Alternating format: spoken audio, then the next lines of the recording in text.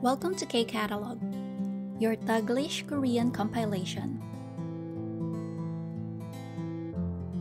KIIP Level 1 Unit 14 ng workbook tayo.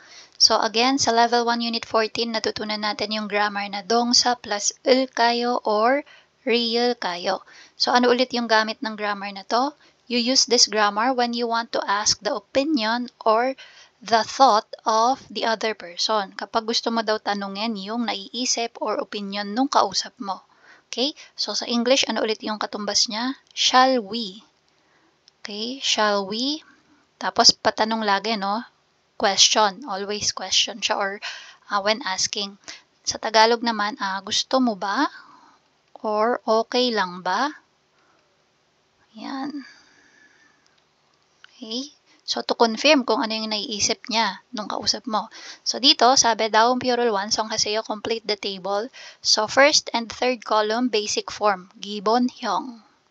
And then, second and fourth column, yung application nung grammar natin. So, balikan natin yung rule.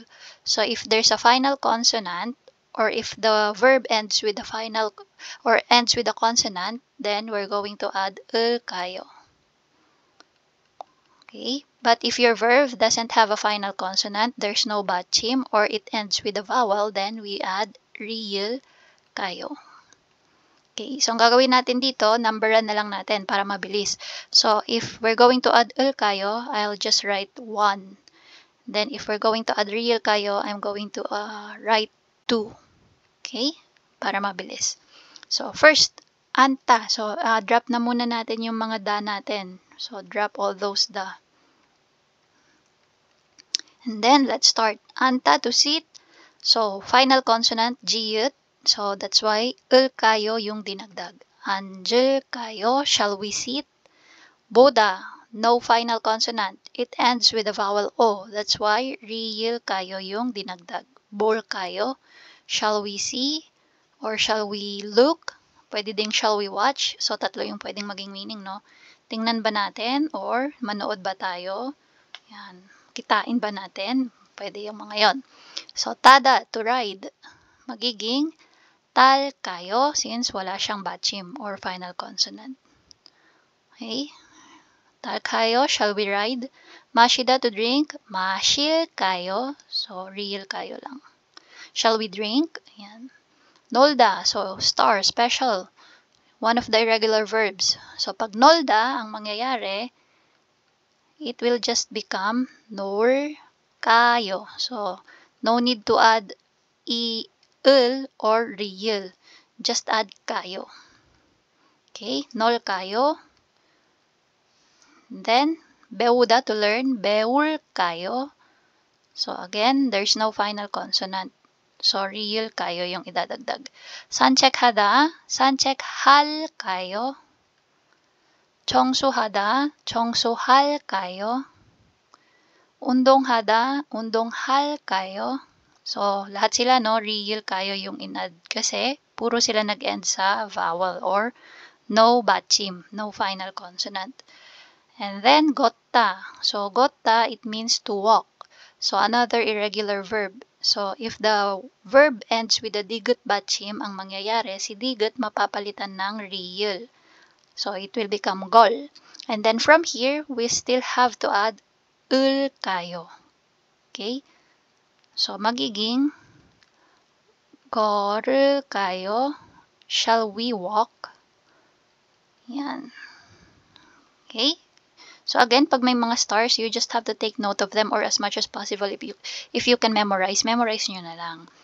Okay? So, bakit dito, real din naman yung batchim niya. Pero bakit kayo na lang yung dinagdag? So, originally, real na yung kanyang batchim, no? Pero dito kasi sa case na to, from digut, tsaka pa lang siya pinalitan ng real, which is common para sa mga irregular verb na may digut batchim. So, another one, para, may idea ulit. Another verb na nag-end sa digut batchim. Mutta. Okay? So, mutta is to ask. So, drop mo si da. So, mutta, si digut, magiging real pa yan. So, mur. Magiging mur. Tapos, gusto mong i-add tong grammar na to. So, magiging mur kayo. Okay? Shall we ask? Okay, but usually, yung pagtatanong ng ganitong klase, dinadagdagan nila ng Buddha, parang 물어볼 kayo. Yan, mas ginagamit yon. So anyway, in-explain ko lang yung may mga digot na 받침. So yan yung ating table for 을 kayo, real kayo. So punta tayo sa next. Number 2, 보기와 같이 대화를 완성하세요. So katulad daw nung binigay na example, complete daw natin yung mga conversation. So tingnan natin. 언제 만날까요? So, si 만나다 yung verb, ginawang 만날까요. Okay, again, 받침 있으면 없으면. So, balikan lang natin yung ating grammar rule, no? 을까요? Pag walang 받침 or ends with a vowel, real kayo. So, 만나다, wala siyang 받침, kaya 만날까요. So, sabi niya, 토요일 저녁에 만나요. Magkita tayo ng Sabado ng gabi. And let's meet Saturday night. Next, number 1. Jason 씨, tennis 좋아해요. Jason, gusto mo ba yung tennis or yung paglalaro ng tennis? 내일 같이 테니스를 치다. Yung verb natin, 치다, magiging 칠 가요. Yan. Okay, so drop the, walang 받침 or ends with the vowel E. Kaya, real kayo. Yung dinagdag. Sabi niya, 저도 테니스 좋아해요. Gusto ko rin ng tennis. 내일 같이 쳐요. Laro tayo bukas. Again, tennis 치다. Partner yon, no? Kapag gusto nating express yung paglalaro ng tennis. So, hindi nila sinasabi na 테니스를 놀아. Or 테니스를 놀까요? Hindi. 테니스를 치다. So, gagamitin natin yung real kayo, 을 kayo, magiging 테니스를 칠까요? Ayan. Number 2, 생일에 같이 점심을 먹다, magiging 먹을까요? Sabi niya, shall we eat lunch on your birthday? So, 같이 together. Kain tayo ng, ng lunch sa birthday mo. Sabi niya, gusto mo bang kumain tayo ng lunch sa birthday mo? Ang sagot ng kausap niya, 점심에는 다른 약속에 있어요. Ay, may iba akong schedule sa lunchtime. Sabi niya, 같이 저녁 먹어요. So, sabi niya, instead daw sa lunchtime, sa dinner sila, sabay kakain. Yan. Number 3, 조금 덥지요. Medyo mainit, 창문을 좀 열다. 열다 to open. So, paano mangyayari dyan? So, drop si da. Take note na, nag-end na siya sa real 받침. So, magiging 열 kayo. So, same sa table natin kanina, no? Yung table natin, di ba, yung sa baba, 놀다. So, after ma-drop si da, since end niya is real 받침 na, kayo na lang yung dinagdag natin. 놀 kayo. So, same dito. 열다, real 받침 na siya. So, 열 kayo. Kayo na lang yung dinagdag. Sabi niya, medyo mainit, no? Gusto mo ba buksan natin ng kaunti yung, bintana? Yan. Tapos sagot niya, ne, 좋아요. Okay yun.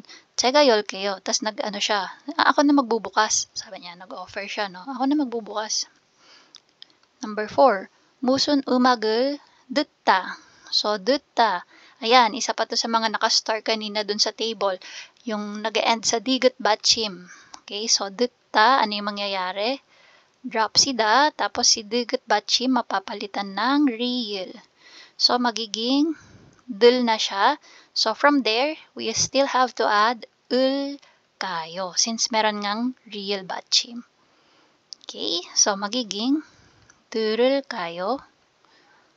Okay, so na-notice nyo, no, magkaiba yung case nila na iba kapag real mismo yung 받침 niya kaysa sa digot na pinalitan ng real 받침. Okay? So, pag real na agad yung 받침 from the basic form, no need to add 을 or real. Just add kayo. But if the word ends with the digot 받침 and you change that digot 받침 to real, then you still have to consider yung pag-add ng 을 or real. Yan. So, sana nasundan. So, sabi, 무슨 음악을 들을까요? So, what shall we listen to? Anong klaseng, music yung pakikinggan nila? Sabi niya, 저는 클래식 음악을 좋아해요. Ako gusto ko ng classic. 클래식 음악을 들어요. Yan. Pakinggan natin yung mga classic, sabi niya. Another grammar na natutunan natin sa level 1 unit 14 is yung mot plus dongsa. Mot plus verb. Again, ano yung grammar na to? Simply can't or cannot sa English. So again, gagamitin mo yung grammar na mot kapag meron kang gustong gawin na action or bagay pero hindi mo magawa. Ibig sabihin, you are not capable, wala kang kakayanan na gawin yung bagay or action na yon, or hindi possible, hindi posible. Okay? So, tingnan natin. Sabi, daong pure 완성 하세요. Complete the table. Again, 기본형 is basic form. So, madali lang siya. You just really have to add mot before dun sa verb. So, before the verb or before the word. 먹다, to eat. Mot 먹다, cannot eat. So, gada, to go. Cannot go. Mot gada. Okay? So, just add mot, mot, mot. Ayan. Boda, to see. Mot boda, can't see or cannot see. Manada, to meet. Mot manada. So, magiging mon manada yung ano niya, no? Pronunciation. Then, that means cannot see or you cannot meet. Okay. Shrida, to rest. Mot shrida, cannot rest. Same dito. Mashida, mot mashida, cannot drink. Ironada, bod ironada, cannot get up. Okay, hindi ka makabangon. Yagan hada, to overtime or to do overtime na work. Yagan mot hada, cannot do overtime work. Kongbuhada, to study.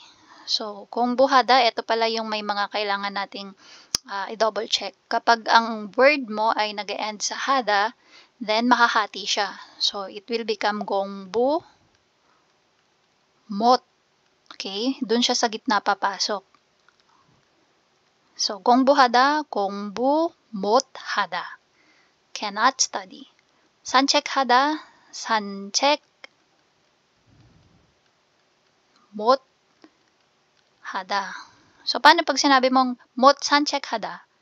Wrong. Okay? Mali po yun. 산책 mot hada. Okay, so, tingnan natin yung next. Now, apply natin yung grammar na mot plus verb or mot plus 동사. 사비 sa instruction natin, 보기에서 알맞은 것을 골라 대화를 완성하세요. So, i-complete daw natin yung conversation at pipili tayo ng tamang sagot mula dito sa example na provided. So, ayan. Ano yung mga example word natin? 수영하다, to swim. 한자를 읽다, to read Chinese characters. 친구를 만나다, to meet a friend. 음악을 듣다, to listen to music. Umak. Okay, so tingnan natin yung mga picture natin. So base dito sa mga picture, ayan, meron na tayong idea. So pwedeng ito yung number 3, suyong. Hanja, Chinese character, malamang to number 1. And then dito, hyongwa, parang ano no, sa movie theater. So pwedeng, di naman pwedeng umak, music. Pwede kung sigurong musical yung pinapanood. Pero sabi makinig daw. Hindi natin sure kung alin dyan. Pwede ding chingrol manada. So dito, di natin sure. Anyway, basahin natin yung conversation. Sabi ng conversation number 1. Raman 씨, 이 한자 좀 읽어주세요. Raman, can you please read these Chinese characters? Pakibasa naman tong mga Chinese character na to, Raman. Sabi niya. Sumagot siya, 미안해요, 저도. Sabi niya, sorry. 저도, ako din, sabi niya. Tas blank. So, syempre, ito na yung sagot natin dyan. 한자를 읽다. So, to read Chinese character. Pero dahil hindi nga niya kayang basahin, i-apply natin yung ating grammar na mot plus verb or mot plus 동사. Then, dito, yung 동사 natin or verb is 읽다. So, dito natin sa unahan ni 읽다 ilalagay yung mot. So, sagot natin is 한자를 mot. And then, si 읽다, ta-transform pa natin to paano yung flow ng conversation. So, dito, yung unang nagsalita, naka-ayo, oyo, heyo form siya, no? 읽어주세요. So, present form. So, isagot natin, present form din dapat. So, magiging 읽어요. So, from 한자를 읽다, naging 한자를 못 읽어요. Yan. Sabi niya, ay, pasensya ka na. Hindi rin ako marunong magbasa ng Chinese character. Guchon 씨에게 물어보세요. Sabi niya, kay Guchon씨 mo tanong. Okay? Kay Guchon daw itanong kasi si Guchon ay Chinese. Okay? Number 2. 어제 친구하고 영화를 잘 봤어요. Sabi niya, kamusta yung panonood nyo ng movie kahapon nung kaibigan mo? Yan, how's the movie? Kumbaga. Tapos ang sagot niya, 아니요. So, tinatanong niya kung napanood daw ba nila ng maayos, no? Or kung nakapanood sila ng maayos. Sagot niya, 아니요, hindi daw. Bakit kaya? So, dito, sabi niya, 그래서 영화를 혼자 봤어요. So, that's why I watched alone. Ayan, 혼자 봤어요. Ayan, nanood daw siya mag-isa. So, bakit kaya? So, 친구를 만나다 to meet a friend. So, kung hindi sila nakapag-meet, malamang mag-isa lang talaga siyang manonood. So, ito na yung pwede nating sagot sa number 2. So, mangyayari, 친구를, tapos yung verb natin is 만나다. So, before the verb natin ilalagay si 못. 못. Tapos, yung 만나다, transform pa natin to, tingnan natin yung question, anong form siya? Naka-past form. 봤어요. Since 어제 nga, kahapon pa yung event. So, tayo, pagsagot natin, dapat past form din. So, 친구를 못 만났어요. Okay? 친구를 못 만났어요. Hindi kami nakikita nung kaibigan ko. Kaya, nanood ako mag-isa. Sabi niya. Number 3. 수영할 수 있어요? Kaya mo bang mag-swimming? Can you swim?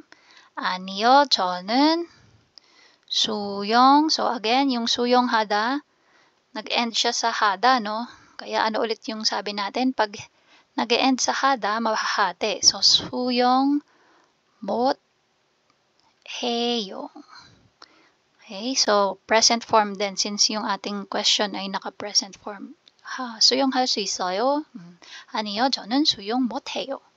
Okay, so again, that's for grammar 못 plus 동사. And that's it. If you find this video helpful, please hit the like, share, and subscribe button. So I still hope to see you in the upcoming videos, and again, thanks for watching.